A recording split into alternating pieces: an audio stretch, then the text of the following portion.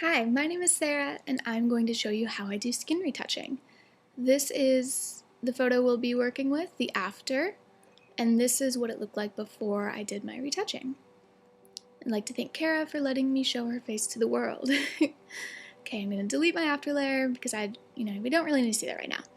So I use a technique called frequency separation, and to do that, you need to make 2 duplicate layers of the background.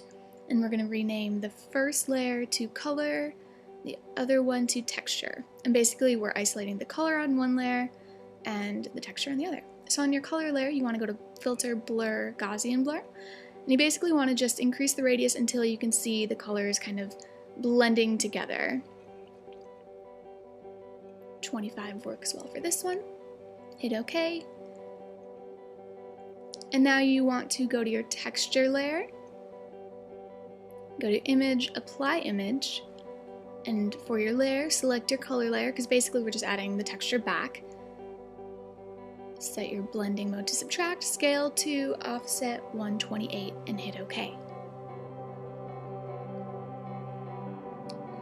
Select your blending mode, set it to linear light, and that is what that looks like after adding all the extra texture back in.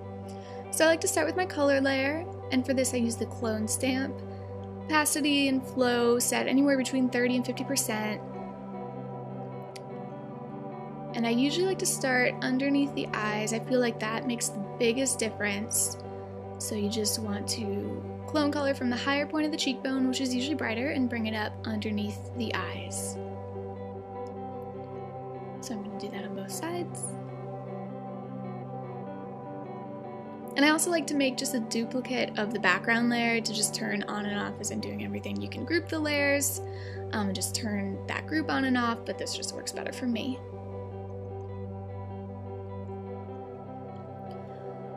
You can lighten on the side of the nose. A lot of times people can get dark shadows there.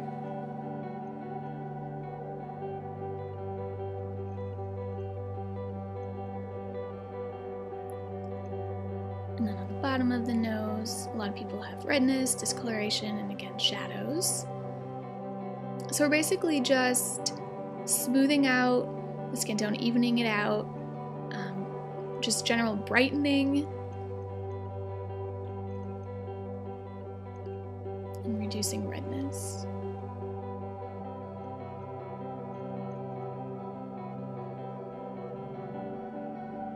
Okay, so that's already made a drastic difference. I'm now going to move on to my texture layer, and for this I use the patch tool. And you just want to start finding the blemishes, selecting them, and dragging them to a clean piece of skin. I usually drag horizontally. I feel like it matches the skin texture the most accurately.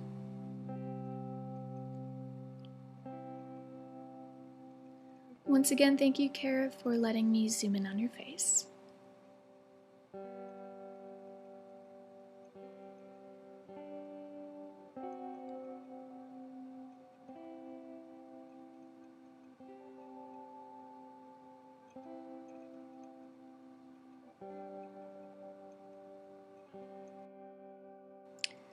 Here I'm starting to remove some of the fine lines from her forehead.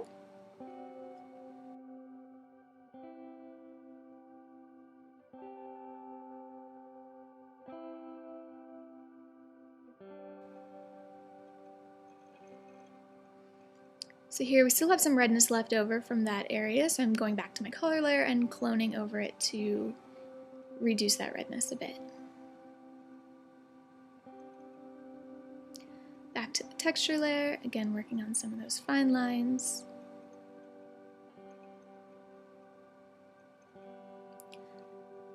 Getting rid of some stray eyebrows. I can just clean it up a bit.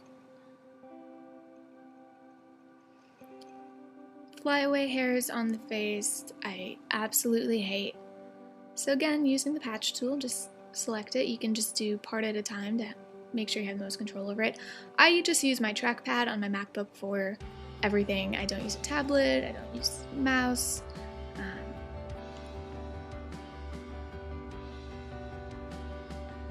So that's why my circles are not quite so circular.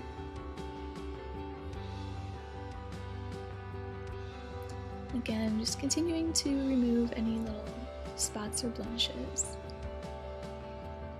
Fine lines around the mouth are something that I pretty much always get rid of. I hate mine, and I hate looking at them on other people's pictures. Creases under the mouth also.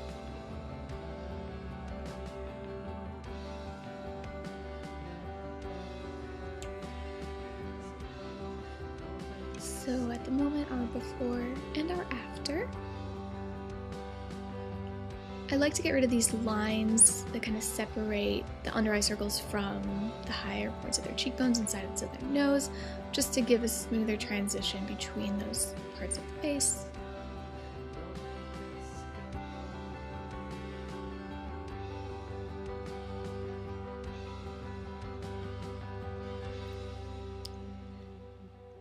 And here I thought I'd try to use the patch tool to get rid of a few of those creases under her eye, but I decided instead I'll wait and use the clone stamp for that in a little bit.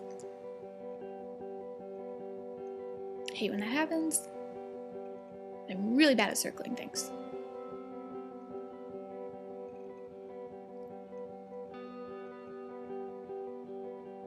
Before and after.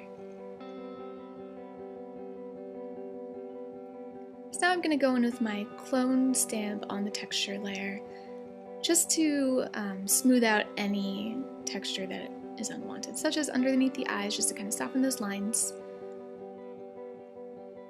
A bit on the forehead.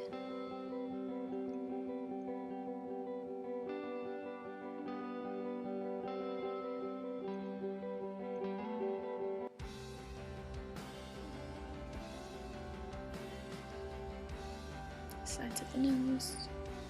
Whoops, got some hair. Don't want to do that. And before and after.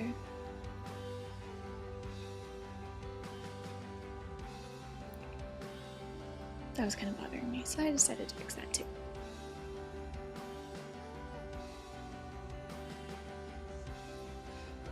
Just doing a little bit more of the color smoothing around top of her nose and her eyebrows.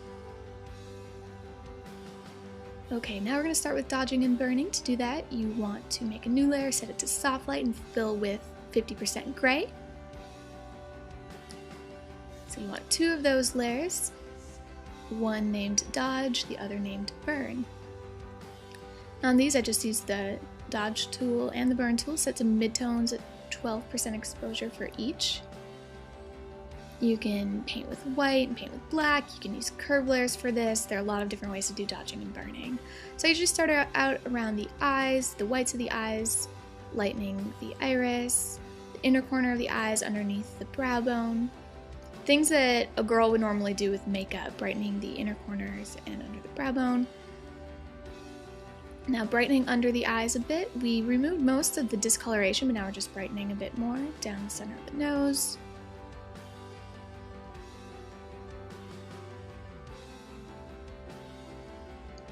Then I like to go just straight down the center of the face and a little bit on each side, leaving the very edges of the face a little bit darker. A little bit on the hair, a little bit on the neck, a little bit on the lips as well. Now we're going to move to our burn layer. And again, start with the eyes, darken a little bit around the iris and on the pupils.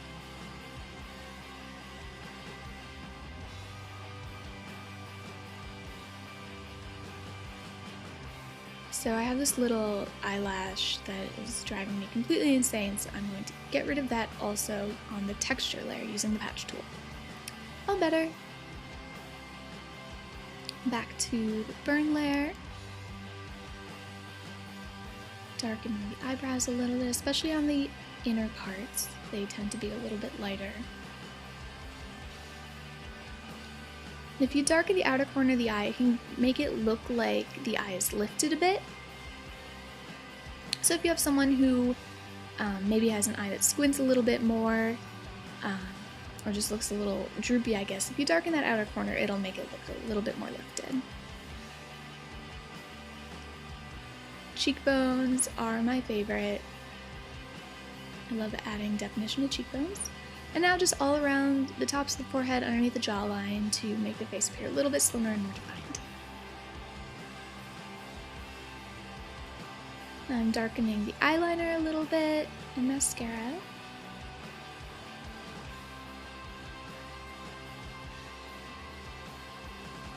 Before and after.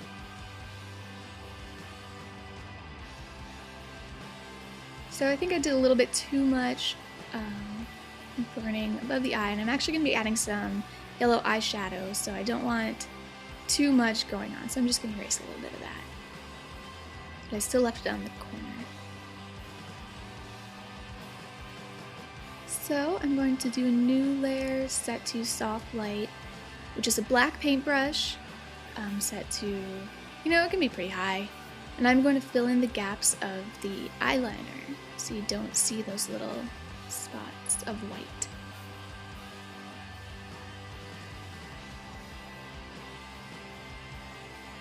Just tracing the line for eyeliner, going in a little bit more on those lighter spots.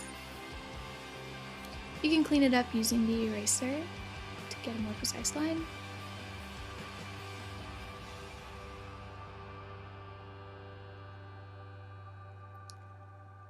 Now we're going to do one more layer, just set to normal.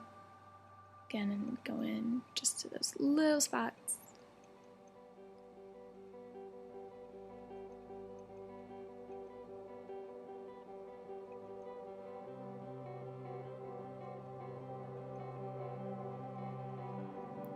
Okay, that's a little bit drastic, so I'm going to reduce the opacity of the soft light layer.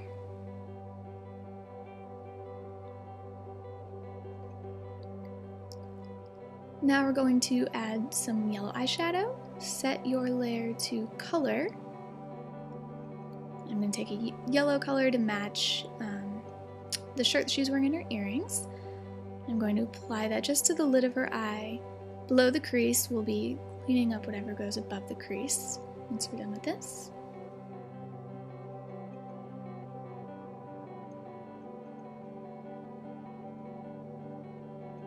When I uploaded this to Flickr, I got a lot of compliments on how the makeup looked so great, so this was my trick.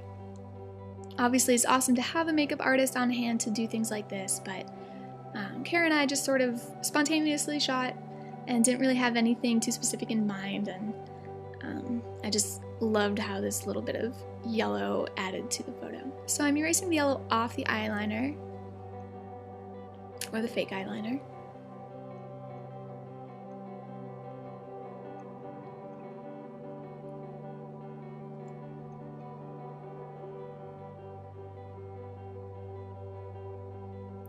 Again, erasing a little bit that went above the crease. So there's my before and my after. I hope this has been helpful to some of you, and thanks for watching.